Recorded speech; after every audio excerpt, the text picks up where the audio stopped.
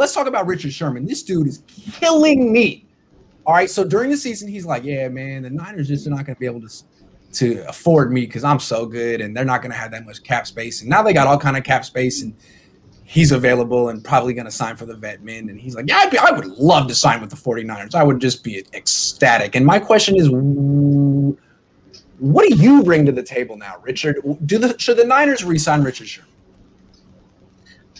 I think it depends on what D'Amico Ryans wants to run as the defense, because if it's more like what the 49ers was kind of shifting to, where they were doing more man coverage versus just the zone schemes, I think that would be kind of tough to have Richard Sherman as somebody there, because you can't sit him behind Mosley. You know what I mean? Like, Sherman's just aura and who he is as a person, you got to play him as a starter. But especially with the receivers that are in the NFC West right now, they're all very big, quick guys.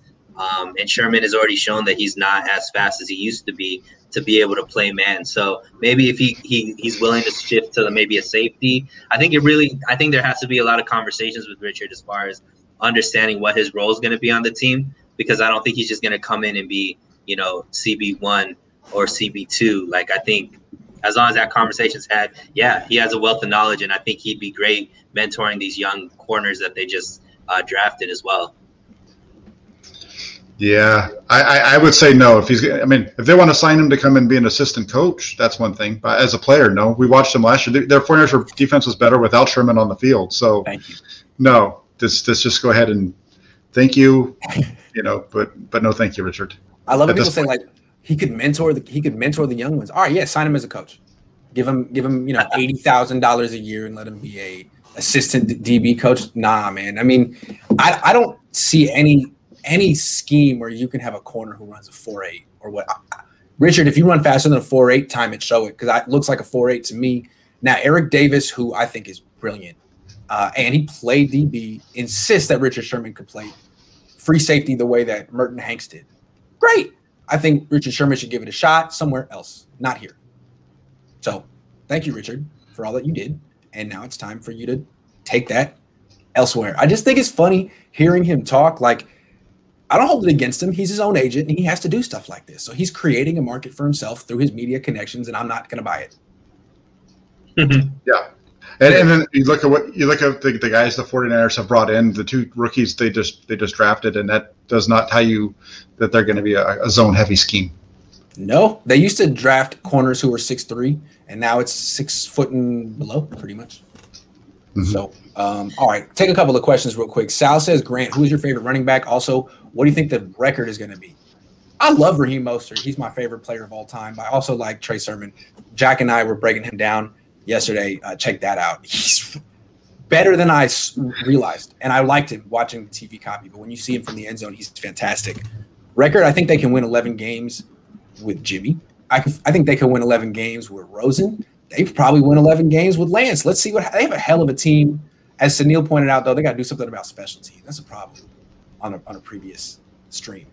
But anyway, I think they're really good team. What do you guys think? Yeah, I think you're in the right ballpark. I think 11, somewhere between 12 to 10, right? It should be the 12 high, 10 low, which should be a realistic expectation is of this team. Yeah, and if one of the quarterbacks has a hot year, they could win 13 or 14. But we'll see. Yeah, so we just get a couple. Just got to get a couple breaks like they did. Go ahead, sorry, Jay. Assuming health. Yeah, exactly. I think that they could. I think they could go. I think they could be anybody in the league, to be honest, because that running game is going to be elite. That defense is going to be elite. And like I said, we've already seen them go to the Super Bowl without ridiculous quarterback play. So I think above average quarterback play, they could once again be, one of the top teams in the NFL, not just in the NFC. I see people here saying Hufanga is going to be great on special teams. I'm talking like returning. I'm talking like yards on special. They have no return game.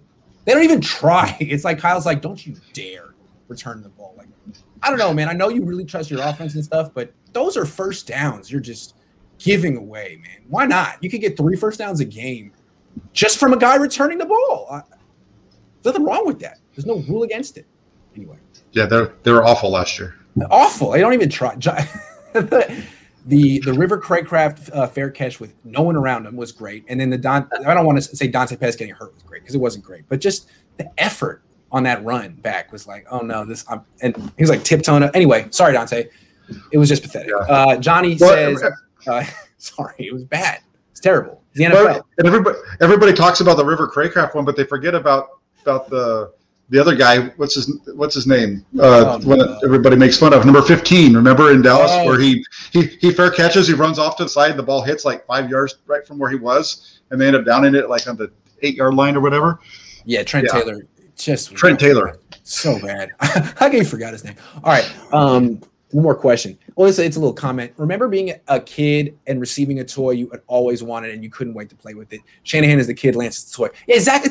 It's like how do you put Lance in the closet for 2 years? It's like buying a Ferrari and be like, okay, you can't drive it until 2023. What? No, I have to. No, I'm sorry, I don't care. It'll be ready enough. It's a tough one, man. So that's why I think you two were like, there's no way in hell they're keeping this dude on the shelf for 2 years. Look what they gave up. It's human nature. And you're right. I'm just saying, guys, you don't want to break that. Think of it as the Fabergé egg that you just bought. Don't you dare break that egg. You better sure that baby is protected. That's all I'm saying. Because that is your first round pick in 2023. If that dude is already a bust by then, my God.